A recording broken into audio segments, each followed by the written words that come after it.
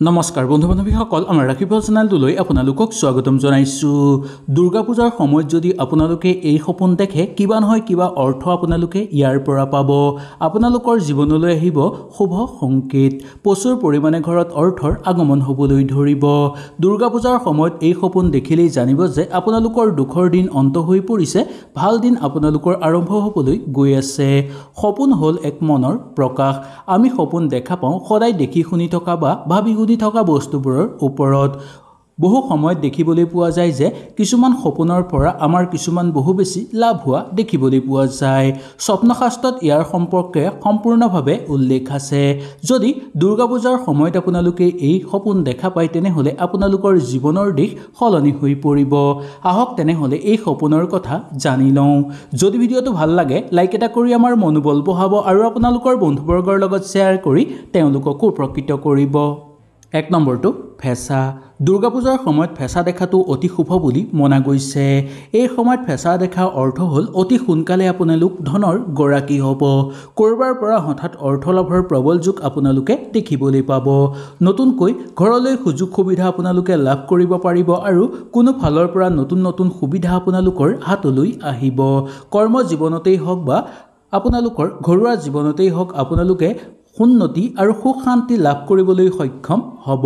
প্ৰচুৰ পৰিমাণে অৰ্থৰ আগমন হ'বলৈ ধৰিব। ঘৰত ব্যৱসায়িক বাণিজ্যৰ ক্ষেত্ৰত উন্নতি বৃদ্ধি পাবলৈ ধৰিব।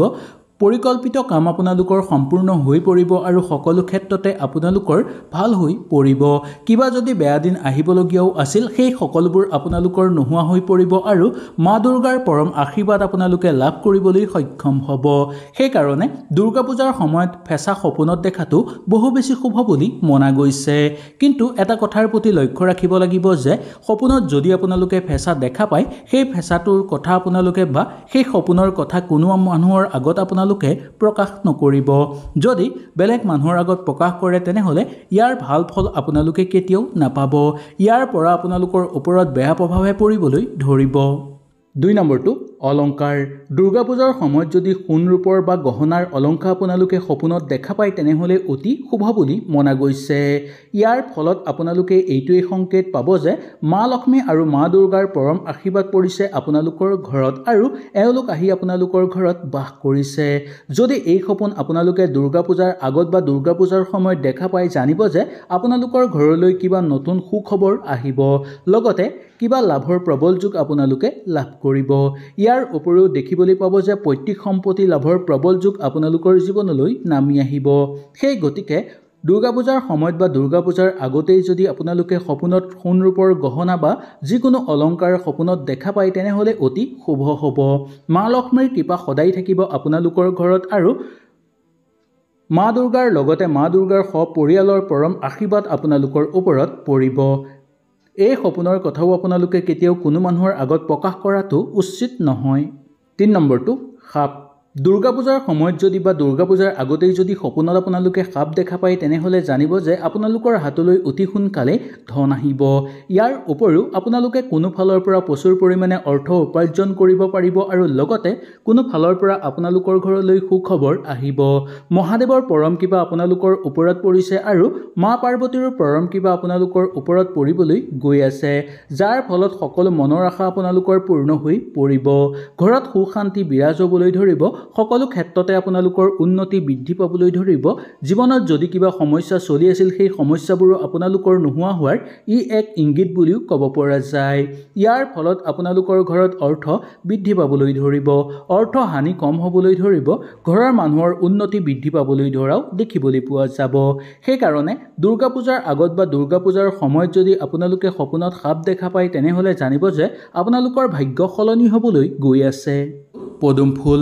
এই দুৰ্গা পূজাৰ সময়ত বা দুৰ্গা পূজাৰ আগতেই যদি সপোনত আপোনালোকে পদুম ফুল দেখা পায় ইয়াৰ অৰ্থ হ'ল পদুম ফুলৰ দৰে আপোনালোকৰ ঘৰৰ পৰিৱেশো সুখময় হৈ পৰিব।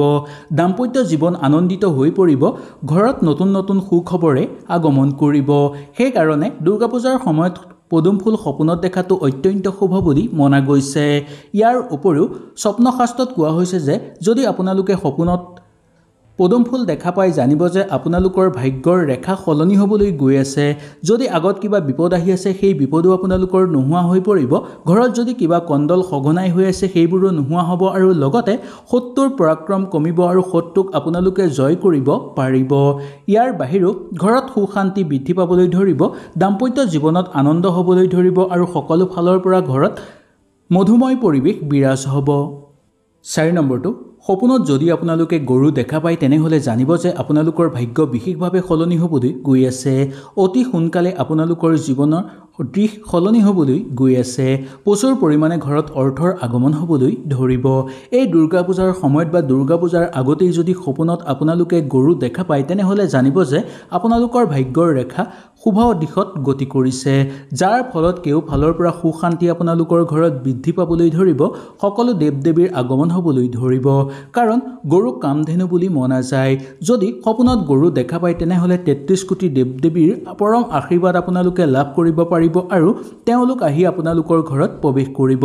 ঘৰত যদি কিবা বেয়া দোষ আছিল, কিবা যদি বাস্তু দোষ আছে বা কিবা ছায়া দোষ আছে, সেই সকলোবোৰো আপোনালোকৰ ঘৰৰ পৰা নোহোৱা হৈ পৰি ঘৰত সুখ শান্তি আৰু আনন্দময় হিচাপে ঘৰৰ পৰিৱেশ হৈ থাকিব।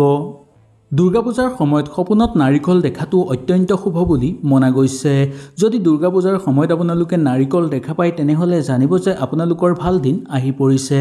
কোনো ফালৰ পৰা প্ৰচুৰ পৰিমাণে অৰ্থৰ আগমন হ'বলৈ ধৰিব, কোনো ফালৰ পৰা সুখবৰ আপোনালোকৰ ঘৰলৈ আহিব। নতুনকৈ আপোনালোকে কিবা কাম কৰিব বিচাৰিলেও সুন্দৰভাৱে কৰিব পাৰিব।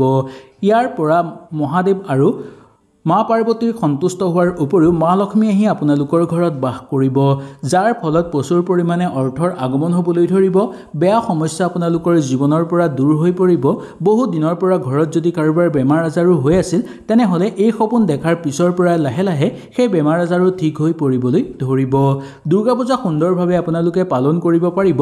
সকলো দিশৰ পৰা আপোনালোকৰ ঘৰত সুখ শান্তি আৰু আনন্দ বৃদ্ধি পোৱা দেখিবলৈ পোৱা যাব। সেইকাৰণে এই সপোন যদি আপোনালোকে দেখা পায় তেনেহ'লে কোনো কাৰণত ঘৰৰ মানুহেই হওক বা বাহিৰৰ মানুহৰ আগত কোৱাটো উচিত নহয়। যদি এই সপোনৰ কথা বেলেগক কৈ দিয়ে তেনেহ'লে ইয়াৰ ভাল ফল আপোনালোকে কেতিয়াও লাভ কৰিব নোৱাৰিব। ইয়াৰ বেয়া ফলহে বা উল্টাকৈ বেয়া ফলহে আপোনালোকে লাভ কৰিব। সেই গতিকে এই সপোনৰ কথা মৰি গ'লেও কোনো মানুহৰ আগত কোৱাটো উচিত নহয়। দুৰ্গা পূজাৰ সময়ত ফেঁচা দেখাটো অতি শুভ বুলি মনা গৈছে। এই সময়ত ফেঁচা দেখাৰ অৰ্থ হ'ল অতি সোনকালে আপোনালোক ধনৰ গৰাকী হ'ব। ক'ৰবাৰ পৰা হঠাৎ অৰ্থ লাভৰ প্ৰবল যোগ আপোনালোকে দেখিবলৈ পাব। নতুনকৈ ঘৰলৈ সুযোগ সুবিধা আপোনালোকে লাভ কৰিব পাৰিব আৰু কোনো ফালৰ পৰা নতুন সুবিধা আপোনালোকৰ হাতলৈ আহিব। কৰ্ম জীৱনতেই হওক বা আপোনালোকৰ ঘৰুৱা জীৱনতেই হওক আপোনালোকে উন্নতি আৰু সুখ শান্তি লাভ কৰিবলৈ সক্ষম হ'ব। প্ৰচুৰ পৰিমাণে অৰ্থৰ আগমন হ'বলৈ ধৰিব। ঘৰত ব্যৱসায়িক বাণিজ্যৰ ক্ষেত্ৰত উন্নতি বৃদ্ধি পাবলৈ ধৰিব। পৰিকল্পিত কাম আপোনালোকৰ সম্পূৰ্ণ হৈ পৰিব আৰু সকলো ক্ষেত্ৰতে আপোনালোকৰ ভাল হৈ পৰিব। কিবা যদি বেয়া দিন আহিবলগীয়াও আছিল সেই সকলোবোৰ আপোনালোকৰ নোহোৱা হৈ পৰিব আৰু মা দুৰ্গাৰ পৰম আশীৰ্বাদ আপোনালোকে লাভ কৰিবলৈ সক্ষম হ'ব। সেইকাৰণে দুৰ্গা পূজাৰ সময়ত ফেঁচা সপোনত দেখাটো বহু বেছি শুভ বুলি মনা গৈছে। কিন্তু এটা কথাৰ প্ৰতি লক্ষ্য ৰাখিব লাগিব যে সপোনত যদি আপোনালোকে ফেঁচা দেখা পায় সেই ফেঁচাটোৰ কথা আপোনালোকে বা সেই সপোনৰ কথা কোনো মানুহৰ আগত আপোনালোকে প্ৰকাশ নকৰিব। হয়তো এই ভিডিঅ'টোৰ যোগেদি আপোনালোকে সুন্দৰভাৱে বুজি পালে। যদি কিবা অসুবিধা পালে নিশ্চয় মোক তলত কমেণ্ট কৰি জনাব। তেনেহ'লে আজিলৈ আপোনালোকৰ ওচৰৰ পৰা বিদায় লৈছোঁ। কালিলৈ পুনৰ আপোনালোকক লগ পোৱাৰ প্ৰতিশ্ৰুতিৰে আজিলৈ নমস্কাৰ।